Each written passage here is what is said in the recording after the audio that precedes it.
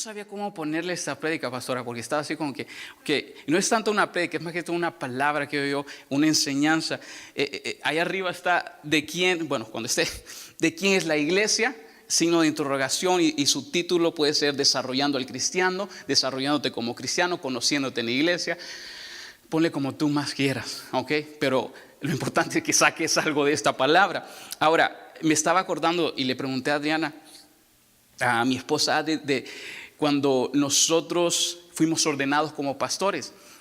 Fue hace unos cuantos años, creo que teníamos 23, 24 años, ¿no? Cuando nos ordenaron. Y en ese momento, yo estaba pensando, vi la foto hace poco, porque estábamos hincados. ¿Se acuerdan que ustedes estaban ahí? Estábamos hincados y el pastor que nos estaba ordenando, obviamente tu mente, personalmente yo no estaba ahí porque estaba pensando, ¿qué yo le puedo ofrecer al pueblo de Dios? Aunque yo soy un chavito, hay mejores personas que tienen ministerios más grandes, que pueden hacer mejores cosas, que hablan mejor que yo, que pueden hacer ese trabajo. ¿Qué es lo que yo puedo hacer para Dios? ¿Por qué yo? Y era una cosa buena, es una cosa demasiado de buena. Pero a la misma vez me pongo a pensar en la iglesia hoy en día, en toda la gente que sirve o la que no sirve. Que tú estás aquí y tú piensas que no puedes servir porque no tienes lo suficiente. O estás muy joven para servir, o estás muy viejo para servir, o estás entre medio y dices, no, pues ahorita no voy a servir. Entonces te quedas en ese momento, se queda usted en ese momento de que no lo voy a hacer. Pero con todo el respeto le digo, a Dios no le importa si usted quiere o no. A Dios no le importó si yo quería o no. ¿Ok? Seguí siendo pastor y aquí estoy. A Dios no le importa si usted quiere o no. De nuevo, con todo el respeto, este es Dios, no soy yo. Pero a Dios no le importa que usted quiera o no. Lo que Dios quiere es usarlo, es usarte. Porque va a usarte a ti y a través de ti va a hacer cosas. Pero tienes que dejar usarlo. Aunque tú no quieras. Aunque digas, no, es que yo no lo voy a hacer, yo solo quiero venir a la iglesia, me siento bien. De vez en cuando siento unas mariposas en mi corazón, especialmente cuando canta Kenia. También calé. Pero cuando canta Kenia, pero siento algo cuando dice una palabra, una persona que ya está arriba, siento algo y me gusta eso, y con eso estoy suficiente, y con eso la hago por el resto de mi vida. No es suficiente, y eso es lo que vamos a ver hoy. Específico, y le voy a dar unas cuantas cosas que vamos a ver en toda la prédica o en toda esta palabra, las claves para un desarrollo de la iglesia. Reconocer primeramente a Cristo como cabeza de la iglesia. Ese es lo número uno, reconocer el flujo bíblico de autoridades, de ministros con sus dones. Vamos a estar explicando un poquito de eso y poner en práctica el sacerdocio de cada uno de nosotros. Yo sé que me has escuchado, cuando usted escucha la palabra sacerdocio, sacerdote. Yo me acuerdo cuando estaba pequeño, estaba más joven y escuchaba esa palabra, yo decía, escuchen esto, una persona que creció según la iglesia, ¿no? Yo pensaba, ataduras. Porque, sacerdote, tú piensas, no, pues me tengo que atar con la iglesia y ser un monje y estar en la iglesia todo el tiempo, como Caleb. No, estoy bromeando, Caleb. Oye, ¿se han dado cuenta que todo el mundo le echa a Caleb? Desde los pastores Tinoco. Es que estás enfrente porque la gente de atrás dice, no, por eso no me siento enfrente. Ahora, decimos que queremos que Cristo es la cabeza, pero nosotros queremos tener el control del todo. También muchas veces confiamos en Él en la eternidad, pero queremos tener el control hasta que lleguemos a la eternidad. Muchas veces también decimos que creemos en equipar a los santos de la iglesia, pero estamos dándole ese trabajo a personas preparadas y pagadas. O muchas veces creemos que la muerte y resurrección de Jesús fue para comunicarnos con Dios, pero venimos a la iglesia y le entregamos nuestras cargas y nuestras preocupaciones al pastor y a nuestros líderes. Porque no conocemos quiénes somos en la iglesia. Puede ser que usted tenga un un día o 100 años en la iglesia. Tal vez puede ser que no reconozca quién es usted en la iglesia. Y eso es lo que quiero hablarle hoy en día. Ahora, la iglesia tiene que regresar al rol de Dios. Y el rol de Dios, lo que Dios quiere hacer para nosotros, está más completo en el Nuevo Testamento. Yo sé que han escuchado esto, especialmente aquellos que conocen de la Biblia, Efesios 4, 11, 13, ahorita lo vamos a estar leyendo, y sí habla de los dones de Dios, pero no me voy a poner o hablar específicamente de cada don, pero quiero que escuche lo que voy a leer. Vamos a Efesios 4, 11 al 13. Si me sigue con su vista, va a estar allá arriba. Estoy leyendo de la Nueva Traducción Viviente. Ahora bien, Cristo, está hablando Pablo, recuerde de eso. Cristo dio los siguientes dones a la iglesia: apóstoles, profetas, evangelistas, pastores y maestros. Ellos tienen ¿qué?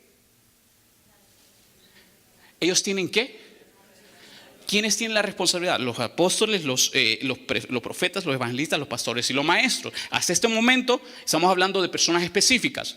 ¿Se están conmigo? Ok, personas específicas. Ellos tienen la responsabilidad de preparar al pueblo de Dios para que lleve a cabo la obra de Dios y edifique a ¿quién? ¿Quién es la iglesia? Ok,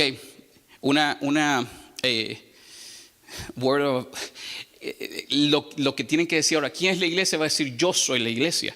Porque estamos hablando de cada uno, porque no le vamos a echar la culpa a que está al lado, o a mi esposo o a mi esposa. Ok, entonces, ¿quién es la iglesia? Yo soy la iglesia. Muy bien, entonces, es decir, el cuerpo de Cristo. Cuando llegamos a entender la verdad, hasta ahí nos vamos a quedar ahorita, cuando llegamos a entender la verdad sobre la autoridad de Cristo, podemos entender que podemos hacer cosas a través de Cristo en nosotros. Pero si no entendemos eso, no lo podemos hacer. Porque pensamos, sí, esto tiene que ser los apóstoles, los pastores, los profetas y los maestros. Es cierto, pero vas a tener una enseñanza. Dios preparó a estas personas, o ha preparado a las personas que nos paramos aquí, para que sean ustedes preparados. Pero en ese momento, cuando tú eres preparado, si sigues leyendo al final, es para que te hagas semejante a Cristo. Dice en la última parte, conocimiento del Hijo de Dios, que seamos maduros en el Señor, es decir, hasta que llegues a la plena y completa medida en Cristo. Eso significa que sí, cuando lleguemos a la plena y medida de Cristo, vamos a estar ya en los cielos, pero es un proceso que tenemos que seguir, y eso lo hacemos aquí en la iglesia. Ahora, los principios y patrones bíblicos que vamos a estar aprendiendo, yo espero que le ayuden a comprender su rol específico en la iglesia. Porque de nuevo, usted puede estar aquí y no puede estar sirviendo y no está haciendo nada por su vida. Con todo el respeto se lo estoy diciendo, no está haciendo nada por el reino de Dios.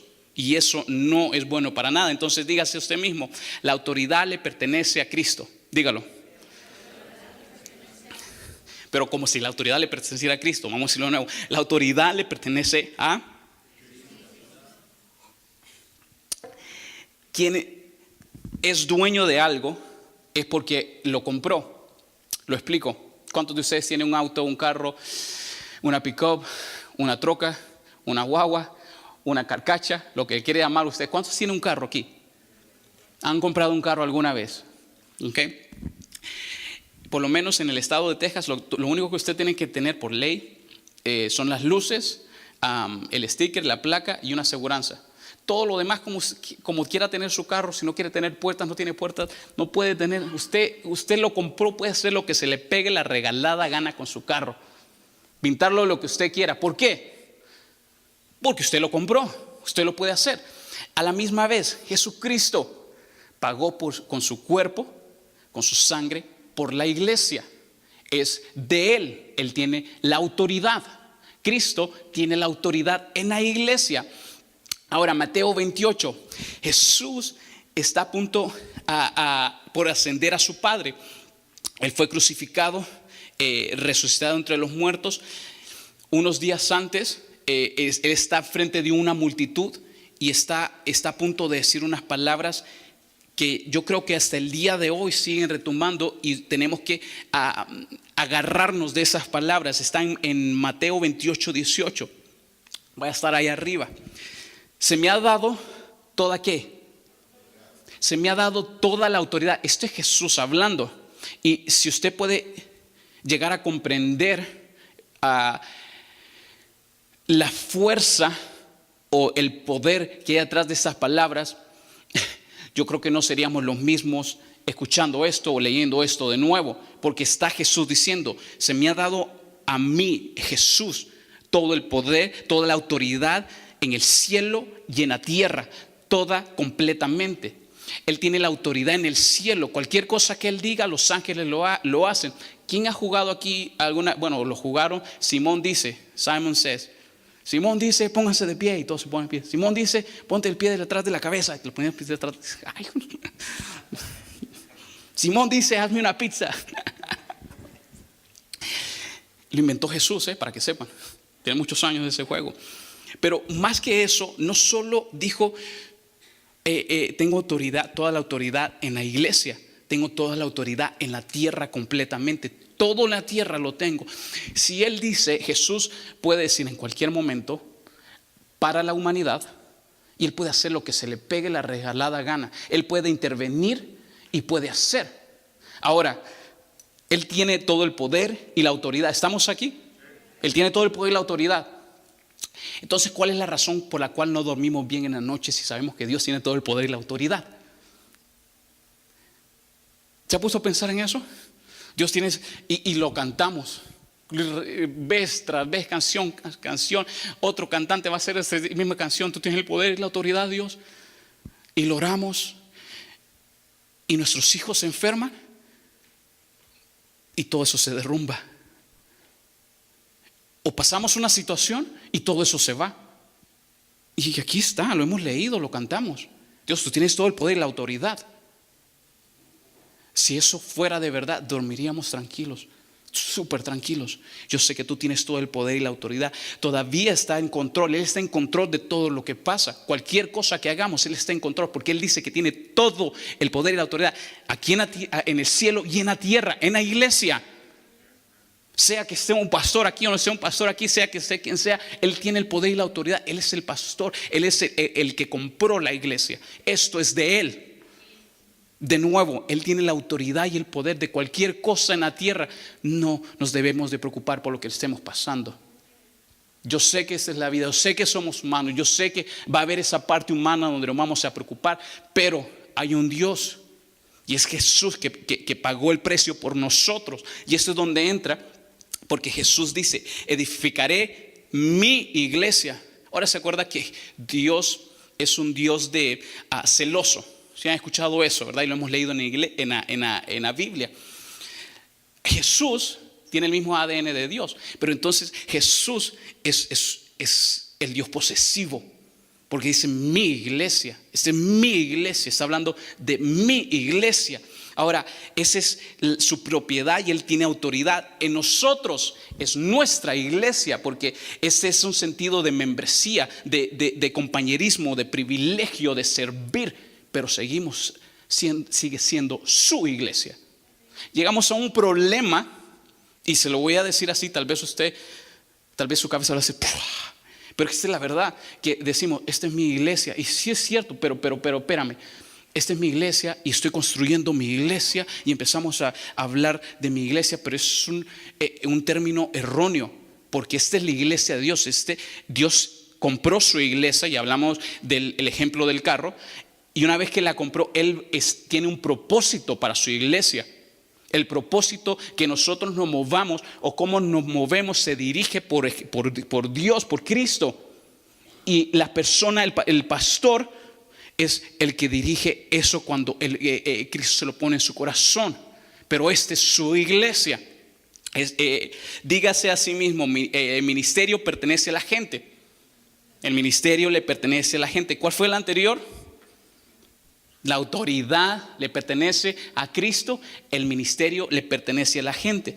Ahora usted se pone a pensar, ok, sí, es cierto.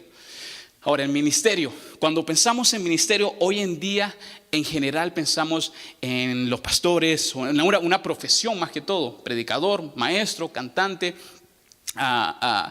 un tipo de profesión religiosa. Ahora está el verbo ministro, es muy diferente, el verbo ministro, donde la mayoría de veces aún así nos ponemos, porque estamos hablando en verbo como el pastor, el maestro, el músico, bingo, ¿no? O lotería, como dicen ustedes, ¿verdad? Ahora sí le agarraron cosas que nosotros le decimos bingo, y bueno, no se preocupe por eso. Y esto, cuando nos metemos en el ministerio, en el Nuevo Testamento empieza a haber un cambio importante, porque hay algo diferente. Lo toma de una manera más rica. El ministerio es el amor que Dios ha traído para cada uno de nosotros. Es un regalo para todos sus hijos. Ahora usted se está poniendo a pensar ahorita en este momento: yo no tengo ningún ministerio. Ahí vamos a llegar ahorita, porque todos los que estamos aquí tenemos la capacidad de hacer algo bien y la responsabilidad de hacerlo. Todos los que están escuchando mi voz en este momento tienen la capacidad de hacer algo y de hacerlo responsablemente. Pablo nos dice en la carta de los Romanos, primeramente sobre los dones. Después nos vuelve a decir, lo confirma con los Corintios. Si me puede seguir con su vista en 1 Corintios 12, 4, 6. Dice así: hay distintas clases de dones espirituales. ¿Estamos todos en la misma página? Hay distintas clases de dones espirituales, está hablando Pablo. Pero el mismo Espíritu es la fuente de todos ellos. El mismo Espíritu que está aquí hablando a través de mí está en usted. Todo viene del mismo el lugar, del mismo Espíritu. Pero el mismo Espíritu es la fuente de todos ellos. Hay distintas formas de servir, pero todos servimos al mismo Dios. Hay distintas formas de servir.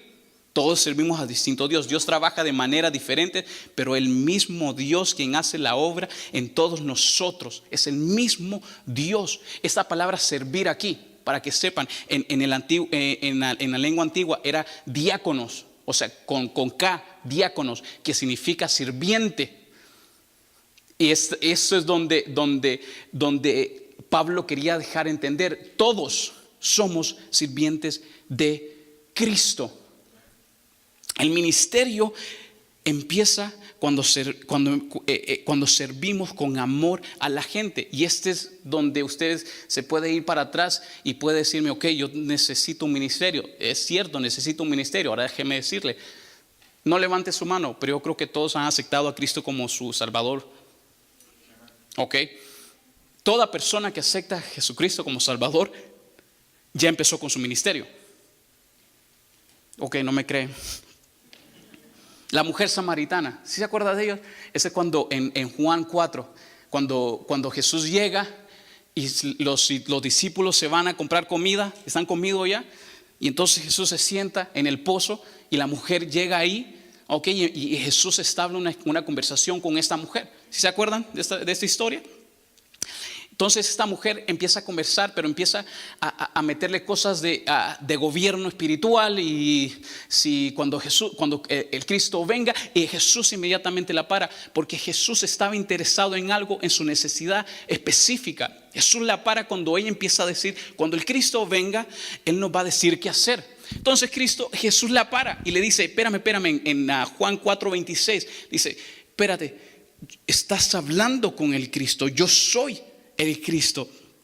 En ese momento, ahora sí, póngame Juan 4:39. Juan 4:39. Yo le recomiendo que escriba estas escrituras, porque son demasiado importantes para su crecimiento espiritual, especialmente si usted tiene poco de ser cristiano. Juan 4:39. Dice: muchos samaritanos de esa aldea creyeron en Jesús. ¿Por qué? Porque la mujer les dijo: Él me dijo todo lo que hice en mi vida. Muchas personas de esa ciudad vinieron y creyeron en Jesús.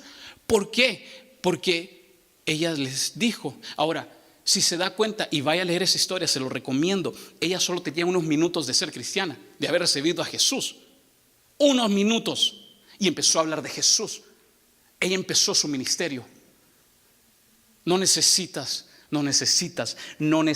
escúchame bien, no necesitas ir a un instituto bíblico 3 años, después ir a la universidad y graduarte con un bachillerato de teología, y después ir a otra universidad y hacer un doctorado en teología para empezar tu ministerio. No necesitas hacer eso. Por lo menos yo no lo he hecho todavía. Ahí voy. Pero si lo quieres hacer, adelante. ¿Okay? Si Dios te ha llamado a hacer eso, adelante, hazlo.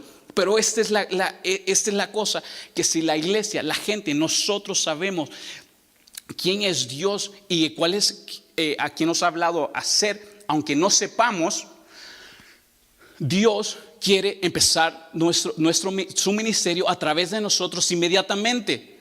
Sea que tú estés sirviendo en la iglesia. De nuevo, no levantes su mano, pero ponte a pensar. ¿Cuántos de ustedes están sirviendo en la iglesia? ¿Ya pensaron? Ok. Si no estás sirviendo en la iglesia, está bien.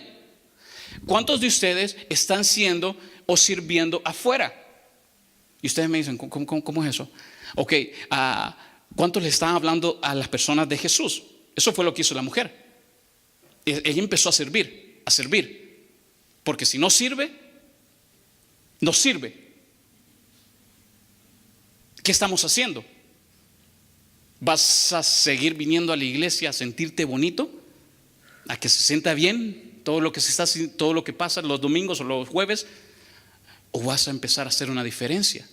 Porque esta es la iglesia de Dios, y Dios me la ha entregado a mí para hacer con ella, porque Él me ha dado un ministerio. Sea el ministerio que sea que tengas, pero el primer ministerio que tenemos todos aquí es ir afuera, porque hay un mundo afuera.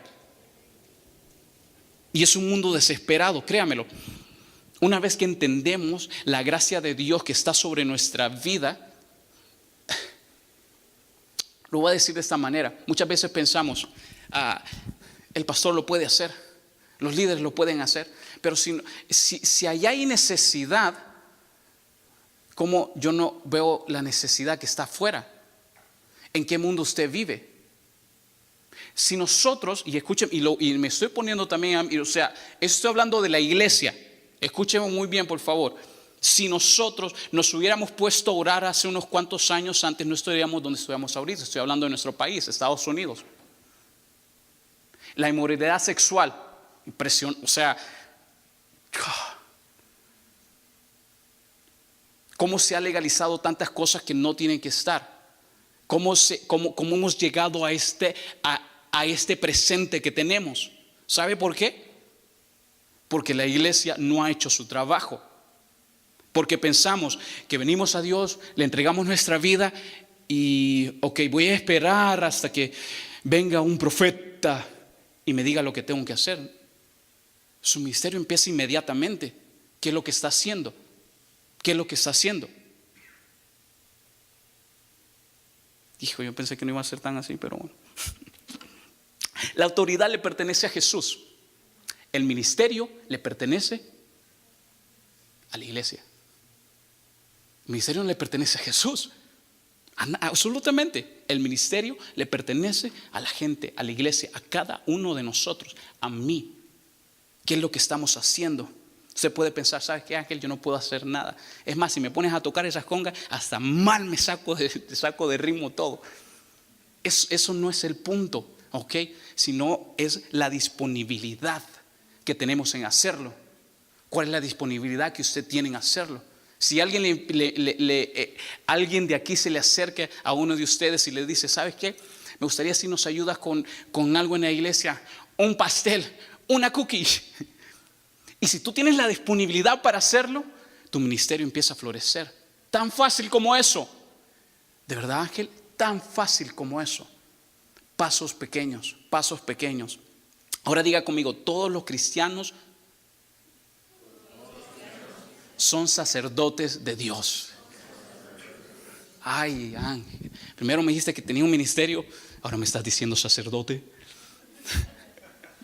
Sí. Cada creyente nacido de nuevo debe estar en el ministerio dentro y fuera del lugar de reunión. O sea, dentro y fuera de la iglesia. Poner en el ministerio, en la oficina del pastor, solo le roba a la iglesia las bendiciones que pueden estar allá afuera. Solamente eso.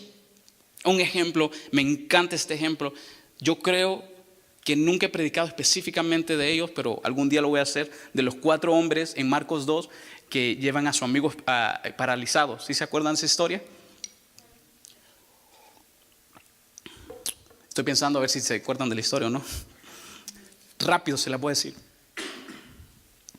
Ellos llegan, tienen su amigo, son 4 personas, 4 hombres, tienen su amigo. Ahora la casa está repleta, está llenísima. Jesús está adentro, ¿ok? Ellos quieren meter a su amigo, pero no lo pueden meter. Entonces ven por la puerta, no se pueden meter. Ven por la ventana, no se pueden meter. Se ponen a pensar, ¿por dónde te metemos? Entonces, ¿qué piensan? Está el techo, agarran una escalera. Bueno, pienso yo que agarraron una escalera. Se suben por la escalera, no sé cómo subieron al otro, pero lo subieron. Ok, era paralítico, estaba paralizado. Lo suben, arrancan un pedazo, un hoyo en el techo, lo meten y lo ponen enfrente del maestro. Y la Biblia nos dice en Marcos 2 que cuando Jesús vio su fe, no está hablando del paralítico, okay, o la persona que está ahí, está hablando de la fe de los hombres, de los 4 hombres esto. Cuando Jesús vio su fe, perdonó los pecados del hombre y los sanó. Pero fe, cuando vio su fe, todo lo que hicieron fue arrancar el techo y poner al amigo enfrente de Jesús. Todo lo que hicieron, arrancar el techo y poner a Jesús. Ese día ellos no eran constructores, este era un grupo de demolición. Pero escuche esto, lo que hicieron, lo hicieron con fe y con amor, y eso causó un milagro. La disposición con fe y con amor causa milagros. Escucha muy bien eso. De nuevo, ese mismo ejemplo. Alguien te empieza a decir, ¿sabes qué? Un líder de la iglesia te dice, necesito que nos ayudes con esta área específica. Y tú lo haces. Y eres disponible. Y lo haces con fe. Y lo haces con amor. Aquí nos está diciendo que a través de eso vas a tener un milagro. Quieras o no lo quieras, vas a tener un milagro. Y no solamente tú, sino los de tu casa, los que están alrededor van a tener un milagro. Ahora el sacerdocio. Uy. Pedro nos enseña que todos los cristianos somos sacerdotes. Primera de Pedro 2:5. Si me acompaña a Primera de Pedro 2:5. Dice así: y ustedes son las piedras vivas con las cuales Dios edifica su templo espiritual. Ok, escuche muy bien esto. Además, ¿son qué? Ahí lo está diciendo Pedro. Son sacerdotes santos. Por la mediación de Jesucristo, o sea, por medio de Jesucristo, ustedes ofrecen sacrificios espirituales que agradan a Dios. Ustedes, está hablando a la iglesia. Recuérdese que Pedro fue nombrado como piedra angular, o sea, Pedro le está hablando a la iglesia le está hablando a la iglesia. El pastor le está diciendo a la iglesia, recuerden, ustedes ahora son sacerdotes. Ahora, un poquito de la historia de sacerdote para que sepa de dónde estamos hablando y de qué estamos hablando. El sacerdote fue un fundamento principal del plan de Dios en el Antiguo Testamento. Si usted empieza a leer en los Éxodos, cuando Dios le da los requerimientos de sacerdocio, es impresionante. Yo estaba, creo que hace 2 semanas leí esa parte y lo he leído otras veces, pero es unos requerimientos increíbles. Ahora, este es el punto. Si una persona quería acercarse a Dios, escuche muy bien esto, lo que pasaba, tenía que ir con un sacerdote. Ahora, esta persona le daba un sacrificio, el cual sea dictado por lo que iba a hacer, y se lo daba al sacerdote. Ahora este sacerdote tomaba esto, lo llevaba a la presencia de Dios y Dios aceptaba el sacrificio y perdonaba o le daba lo que la persona quería. Pero si alguien más presentaba un sacrificio, Dios ni lo olía, ni lo mosqueaba, decían por ahí. No le importaba, porque ese no era el sacerdote que él había puesto, porque el sacerdote tenía algo que hacer, y era entregar el sacrificio a Dios por las personas. Ahora había un sumo sacerdote. Este sumo sacerdote entraba al lugar santísimo, que era el lugar donde estaba la pura presencia de Dios. Una vez que él entraba una vez al año. Ok, para que sepan, una vez al año.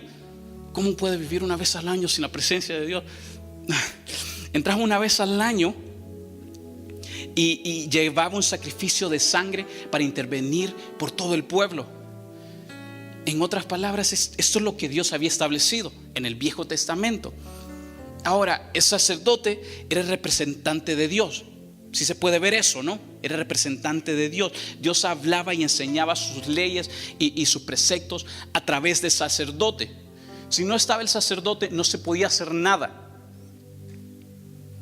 El sacerdote representaba a la gente, a Dios, y Dios a la gente.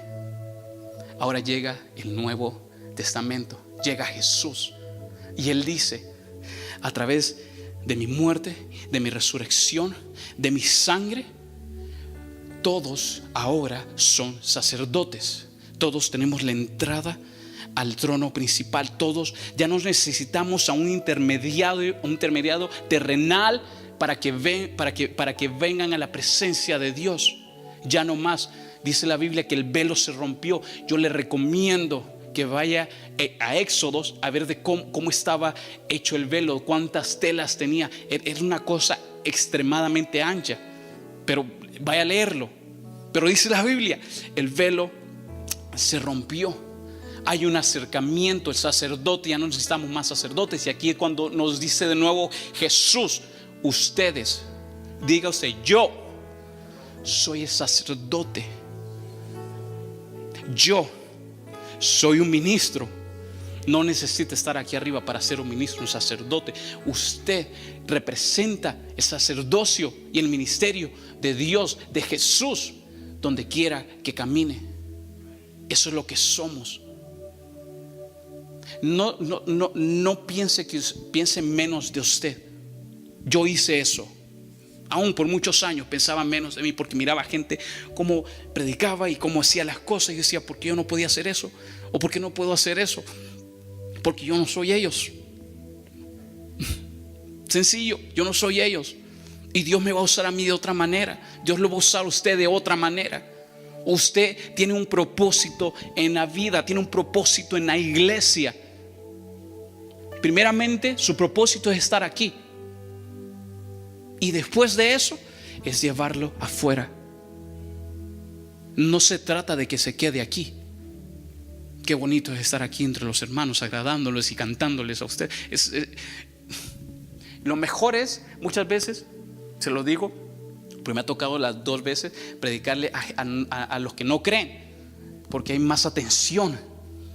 O cuando cantas con las que no creen, ¿no? Porque están así como: oye, esas palabras, ¿le puedes decir eso a Dios? Claro que sí. Ahora, cuando estás en una iglesia donde toda la gente es cristiana y todos conocen a Dios, hay un cierto velo de: ok, yo ya me lo sé eso. Yo lo entiendo, yo también ya me lo sé esto, pero lo estamos practicando. De nuevo, ¿estás aquí nada más por estar?